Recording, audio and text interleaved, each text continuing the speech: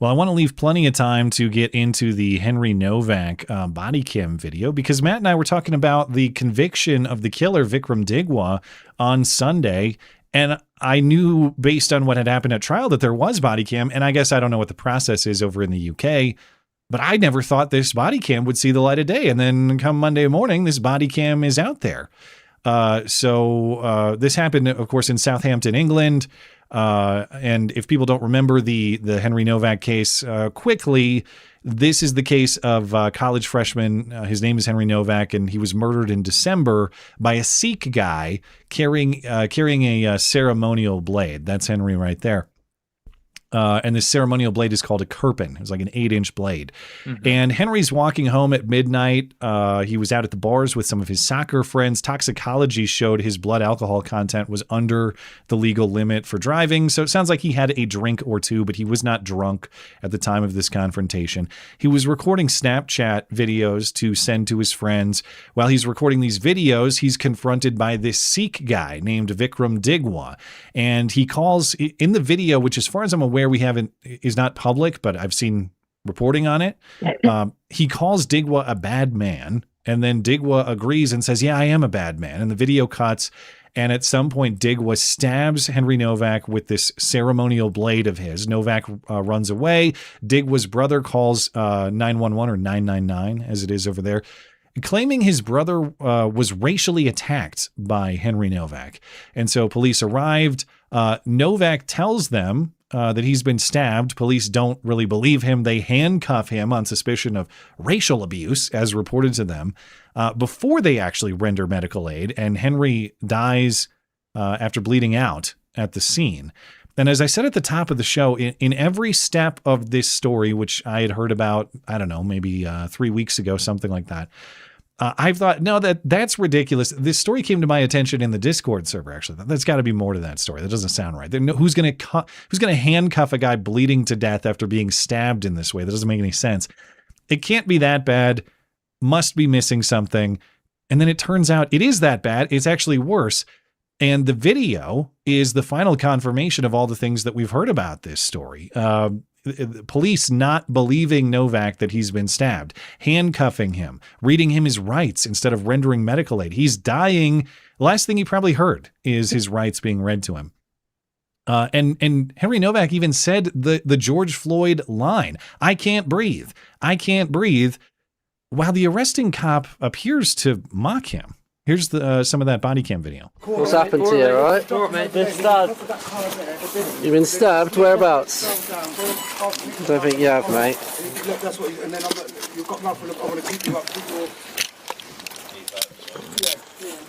Hand? I can't breathe. Put the hand in the cuff, mate. Yeah. This is like numerous times this has happened to us. We've been walking, we parked What's your name, mate? At the moment you are under arrest, and that's for assault, so you do not have to say anything, may harm in defence. If you do not mention your own questions, it's up to which you later rely in court. Anything you do say may be given in evidence, alright? It's going to be sick, I think. All right. When I say mocking, and maybe that's too strong of a word, but what I'm referring to is the police officer saying there, Henry's saying, I've been stabbed. I don't think you have, mate. So mockery or dismissal. It's a nonchalant kind of yes approach. Well, yeah, but when you pair that with the way that the police have been reacting at his vigil. I didn't see that. You mean, no, I've seen the riots, which we'll get into, but are you saying there was police provocation or what? There's footage of police laughing at his vigil. Okay, I haven't seen that. Smiling and smirking. I haven't seen that, but it's pretty bad. Like I don't know what the hell is wrong with these police officers in the UK. Like there's something that is a mental depravity to if that's what it appears to be. I without seeing it, I wouldn't know, but I mean, just the way that they're just the way they're reacting to this guy. He's like incapacitated on the ground, and you don't think that there's something. That's what's a reason for that. Hard for me to understand. He's bleeding to death, and the reports are that he had a severed artery somewhere internally, and I guess he was bleeding internally into his chest cavity. and perhaps drowned on his own blood type effect. I don't want to be too brutal with the description here, but something like this. It doesn't look like there's a bunch of blood spilling externally. No, he bled into his internal organs, essentially. Yeah. So he could not physically sit up. Like he could not activate the muscles and do the actual act of sitting himself up. They had to pull him out from under a car. Like, you don't do you think he's just like taking a nap? Is he just sleeping one off? So he was. I know he ran away. So he was hiding under the car. That's a part I hadn't. No, that's where before. he collapsed. He was trying to run away Okay. from these guys. Well, they cornered him in between a car and a garage, and he collapsed in between the car and the garage. And so when the cops get there at the beginning of that body footage, they actually have to physically grab him and drag him out from under this car. And when you hear, when you actually listen to that clip there, the police officer's reading him his Miranda rights, at least as we'd call them in the U.S. And at that point, Novak is non-responsive. He's not even saying, I guess you have the right to remain silent. Maybe he's just exercising his rights. But it appears to me, based on the body cam there, that he's not really, he's fading quick at that point. And they're still going through this legal formality as though he's lying about being stabbed and as though he's actually fine. And as part of this body cam video, as you mentioned, Skulldugger, so what happens is you have this confrontation with Vikram Digwa. His brother's there. He lives nearby. His entire family is actually a part of this whole thing. And it's actually the brother who called 911 or 999. We'll get to that in a moment, but his brother is present. And so you have police in the body cam video actually talking to the two brothers, Vikram Digwa and his brother. And Digwa is saying this lie, what we now know to be a lie, that he was racially attacked, that Novak aggressed upon him and knocked off his turban. Pull that up. Has anyone been hurt other than him? Yeah, me. He's grabbed my brother. He's took my turban off, started grabbing my head. Are you injured? Yeah, I've got swollen eye, little bruises. Alright, just step back a little bit for me. Okay, and he's making this claim that Novak had grabbed his hair. There's other surveillance video that was presented at the trial that showed that Digwa was actually chasing Novak with his hair still tight, so that undercuts the idea that it was Novak who had pulled depending his on hairs. how the Sikh turban is tied. If it is tied in a traditional manner, those are not easy to just yank off. They're multiple layers. I mean, some of those things are like 20 feet long. Yeah. I wouldn't know. I've never tried to yank on a Sikh turban. I'll take your word for it. I wouldn't. I grew up around Sikhs, and one of the things you learn early on is those guys carry knives, and so I'm not. We're good, bro. I'm not touching you. So we also have this 911 call, or again the 999 call, as they call it over there. But Digwa's brother makes this call to police, and again he's claiming that Digwa was racially attacked by Henry Novak. Police emergency. Yeah, we just been attacked by someone racially. Yeah, this. Right. He just attacked it. Took us to start off. Sorry? Huh? Sorry, we just got attacked racially by some white person. Right, okay. Whereabouts are you? We're on Belmont Road. Just out in the street, are you? Sorry? You're just in the street? Yeah, literally. I just parked up my car to come home, and he attacked my brother. So that's the story we've heard from both of these brothers. It was all a racial attack that Henry Novak did to them. But what's interesting about that 999 call, there's a bleep in there. And I don't know what that bleep is. What is the bleep? Is it for reasons of vulgarity? Is it some kind of private information? Why is that bleeped? And if it is bleeped because, say, it's, I don't know, an anti-white slur or something, again, speculation. I don't know what the content behind that bleep is. But if it is something like that, then this is actually the exact opposite of what police were told, of what these guys told them, and what police apparently believed at the scene. They said they were the victims of a racial attack when, in fact, it looks like potentially this was a racially motivated murder. We know it was a murder. It's just, did they do it because of Henry's race? We don't necessarily know. But do you have any insight on what, or guess about what might be behind that bleep? I don't know what the bleep in the 999 call is. No. Probably just the fact that while the call was being made, the guy who murdered him was yelling maybe something racial towards the victim. Yeah, is it as simple as that? He said a bad word, so they bleep it out. Why? I don't know. It's kind of the only thing I can think of. Excuse me if I'm all over the place. It's the fact that if they left that in, that this guy was calling him names and whatnot instead of the other way around, it would not have helped this case. I mean, it didn't help his case anyway. So they continue to protect the murderer, you're saying? Yeah, basically. Yeah. I think it's a way to cover it up for that. Could be. Now, there's also this video circulating. This video is supposedly a prior road rage incident with this killer, Vikram Digwa, in the video. Well, that's I'll get to that in a second. Now, I guess this is Digwa and his brother. At least that's the claim. I've not seen confirmation of this, just the claim. So I do emphasize take this one with a grain of salt, but potentially that's what we're looking at here. In this video, we can see a guy who, again, may be Digwa. There's, his ceremonial Sikh blade on his left hip. And there's some kind of road rage, roadway dispute going on here. And you got the guy who's claimed to be Digwa brandishing this blade, making threats, and I guess wearing this very bizarre traditional Sikh clothing. Come on! Come, recording him. No, come on, man, please. Właśnie to samochodu koniec. Właśnie. You got big problem, mate. Właśnie. You got big problem. See, kurwa. Not nice. Właśnie do samochodu, kurwa. Why are you recording on the ground? Damn. In vertical. Go back Double to foul. where you come from, okay? It's even worse than Katie Porter. I want the person who's recording this to be arrested. Yeah. I mean, look, I know I'm not the greatest at recording stuff, but shit, if you're trying to record evidence, it will help if you don't point your phone downwards to the ground where you can't see what's happening. People do that a lot, and it just pisses me off to no end. Quickly, I did look up the knife, Kirpan. Kirpin, yeah. Yeah, Kirpin. And there's some ironic meanings behind it. The etymology of it. It says it means mercy, grace, compassion, and kindness, and honor and dignity. None of that was shown that night. Yeah, so. If it means that as a symbol, it didn't have that effect in practical terms. That's for sure. Now, to the point on the outfit, I had no idea what this is. I thought the same thing. Like, is this a tranny Sikh, or what am I looking at? Mrs. Doubtfire the Sikh? I have no idea.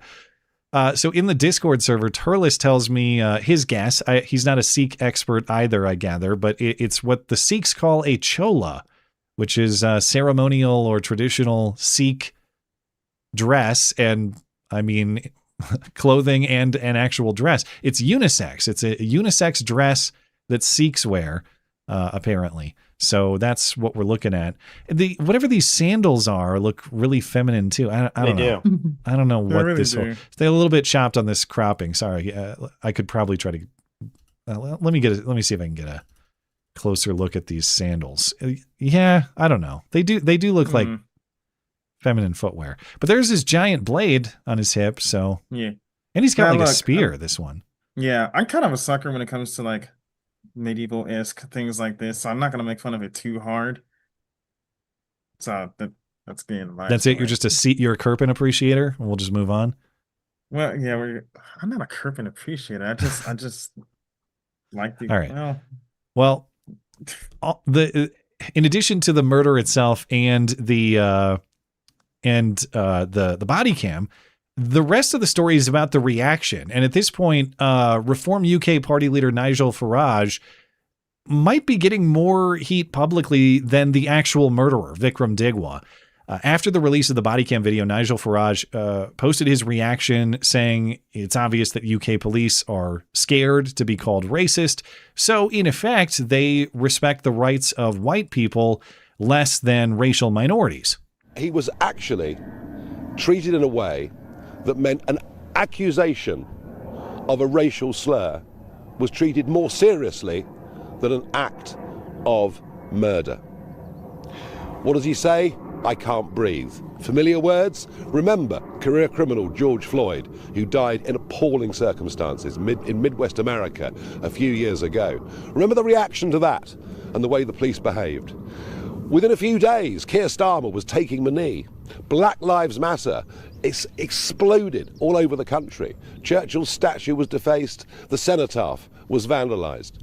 And yet, what has the public reaction been from our leaders and politicians, and indeed, to be frank, much of the media to this? Silence. Absolute silence. Proof, if ever there was any, that we're living in a two-tier culture in this country where the rights and privileges of white people matter less than those of ethnic minorities. I'm generally familiar with Farage. I don't follow UK politics extremely closely, but his commentary there on George Floyd seemed to imply that he thinks Chauvin is at fault. Am I understanding that? That's what I gathered. Incorrectly? He said appalling situation. It's like, dude, let me It is appalling. George Floyd's behavior is appalling. Yeah. Yeah. Derek Chauvin, I don't think is at. Derek Chauvin he's not had to deal with George Floyd, so I have a lot of sympathy for that. Yeah, so even in this outrage, the British proved to be too polite. This is why I lost respect for them. Hopefully, if only these they had riots that better you're about blades like the Sikhs, then maybe they'd be respectable. No, look, I know they're Anglican over there, and that's fine. But if they just did what their kings have done and just banish all the foreigners and just reenact that xenophobia they once had, then I think they'll be all right. All right. He also added that, did Nigel Farage, that Brits, this is the controversial commentary, Brits should, to your point, Joshi, they should embrace pure, cold rage in reaction. Henry's family have responded to this in just the most extraordinarily dignified way. But I suggest the rest of us respond to this with pure, cold rage. This is wrong. All the values and standards of living in a free country where everybody is judged equally before the law have been trashed and thrown away. So now, because Farage said that, pure cold rage, that means that some of the rowdy protests, indeed riots that are now happening, are Nigel Farage's fault. Not Southampton police, not what happened to Henry Novak, just because Nigel Farage said pure cold rage. Which, of course, is not even a violent phrase itself at all. You can be experiencing pure cold rage and not be violent in any way. I don't know about that. I think there is a little bit.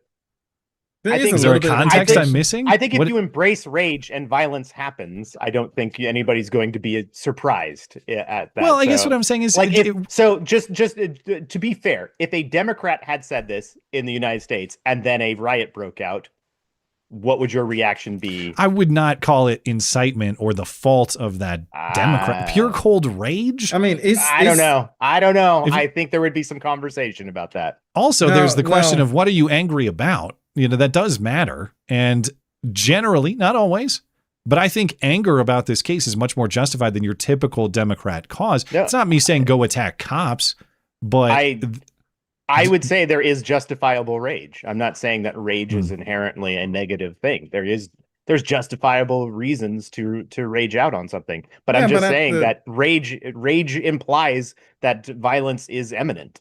That's fair, but at the same time, if you think about it this way, from a civil rights perspective, right? There was rage of how the blacks were being treated from the bus, and so they expressed their rage by simply boycotting I think it was the Montgomery bus, and they ran out of money or had to go bankrupt. So that could be an example of expressing your rage without violence. So that's why I can't necessarily agree that what he's saying is borderline incitement to violence, because there's different ways to express it. Well, and if the rage is justified, if we're operating within that premise, I don't want to mischaracterize Skulldugger's position, but if there is a justified rage and you're saying, I believe rage is justified in this case, which is what Farage is saying, is there moral culpability to that if someone goes too far and does something violent on behalf of it? If the rage is justified, you have to be justified in expressing it, are you not? Well, I'm not saying that any of these riots are not... I'm not condemning these riots. If the police will not enforce the safety of the public, then at what point at what point there's no point to subject yourself to the authority of the police if the police are not going to be there to protect you. They do not serve, they do not protect. They are serving some other agenda, and as long as that is the case, then yeah, take to the streets, rage Yeah, out, and do it. and Well, this, now you at sound this like point, Nigel. Well, at I'm this okay. point, though, I'm I okay know. with what Nigel said. Yes, he did You're just incite some violence, okay, so- but I think some violence was necessary. So okay, so you're saying these two things are connected, but would you say that okay, for someone who attacks a police officer or injures a police officer, which we'll get to in a moment, would you say that Nigel Farage is morally responsible for that though, or just that they're linked? Morally responsible for somebody else's actions? No. Okay. I mean, that is whoever committed the violence is responsible for the violence. And I actually think that this stuff would be going on whether Nigel Farage said nothing or said pure cold rage. I think people are organically pissed off about this. You don't think so? Not to this scale. Okay, I guess Nigel Farage maybe has more political influence than I realize, but I think people are organically pissed off about this. I don't think it necessarily matters. I think they are what he says. But there's a difference in the UK. It's like they didn't take to the streets in violence during the rape gang scandal. That's true. And that I would say is worse than this. Nobody said pure cold rage then, though they should have. Yeah. Well, let me talk about the riots a little bit in more specific terms, because we do have these riots breaking out again. You got Keir Starmer saying that Nigel Farage is exploiting this tragedy to create grievance and division. These sorts of scenes implicitly being Nigel Farage's fault. And what we're watching, so what happened is you got all these people protesting in Southampton where this happened, reportedly hundreds of people. They decide they're going to march on the neighborhood where this murder happened and where Vikram Digwa and his family live, and police then intervene and stop them from actually getting close to the Digwa household, and then things get a little bit violent. According to reports, you have some 11 police officers and a police dog injured. You had 2 people arrested, which given the injuries, I'm surprised there were only 2 arrested, maybe more arrests forthcoming. You can see there's kind of a trail of debris and just stuff that was thrown around, bricks, bottles, that sort of thing. So your general rioting type behavior. And as far as targeting the family, we can talk about whether that is fair or not. I will emphasize the family is actually part of the crime in this case.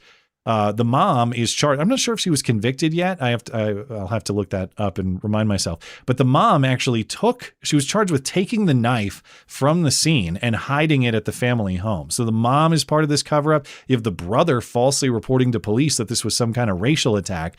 So again, this is not me saying automatic mob justice like pitchfork mobs outside of homes are automatically justified. It is me saying that the family is necessarily part of what happened here. The Digwa family, they're not just kind of innocent people who happen to be related to the guy who did this.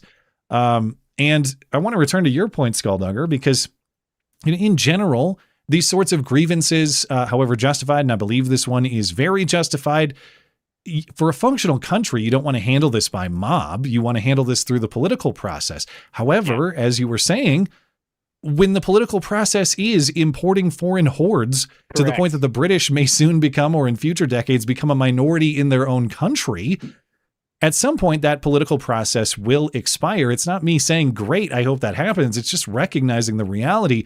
When the government no longer serves its purpose of defending the rights of the people, it is the right of the people to alter or abolish it. I remember Thomas Jefferson wrote something about that. And now he's not necessarily against the redcoats. Now Thomas Jefferson can be on the redcoat team and restore their prior dignity. But if you guys had further thoughts about this, I invite them, and then we'll close up this topic. Yeah, I mean, I think you nailed it. Like when the government, when the levers of government fail to do anything, these people have no other recourse to be heard other than to do it violently. Like when your government has failed you and is making excuses and covering for the actual offenders around you. So you are being offended. Your culture is being offended. Your society is being offended, is being imposed upon. And the people who are supposed to be doing something about it are doing nothing. And you've petitioned them. There's been multiple petitions to the government to do something about this. And they get batted away as bigotry and xenophobia and all that stuff. if you're going to be treated as the problem as you're watching the problem expand around you, I don't understand what it is you're supposed to do if not lash out. Yes, lay down and violently. die, I guess. Yeah, I mean that is the alternative. Is die and is get stabbed and die, bleed out internally, bleed. I guess internally. Not, I guess it's not out, but I mean bleed to death through internal injuries in somebody else's driveway. That's what you're supposed to do. Like Henry Novak did basically what they want the British people to do. He got stabbed and he just took it and he died. That's what they want. So if that's what your government wants from you, you don't have to lie down in somebody else's driveway and bleed to death from a stab wound. You take it to the streets and you demonstrate, and if it gets violent, it gets violent. This is a absolutely justified extension of violence. Violence is not always a negative thing. Violence is completely necessary in certain circumstances. That's especially how we got Minecraft our freedom. Yes, and Call of Duty, especially in Minecraft. That's how we got our freedom in this country. No, I know it is very interesting. I've seen a lot of X threads to this effect too, where people, I forget the exact, I think it was in the Novak context, but there was a very interesting thread I was reading where many seemed to grant the premise that violence is inherently immoral, which is, of course, incorrect. There's a such thing called self-defense. Yes, okay. There's defense of others. There's defense of your country. It doesn't make any sense that violence is inherently immoral. There are immoral forms of violence for sure, but it is not inherently immoral.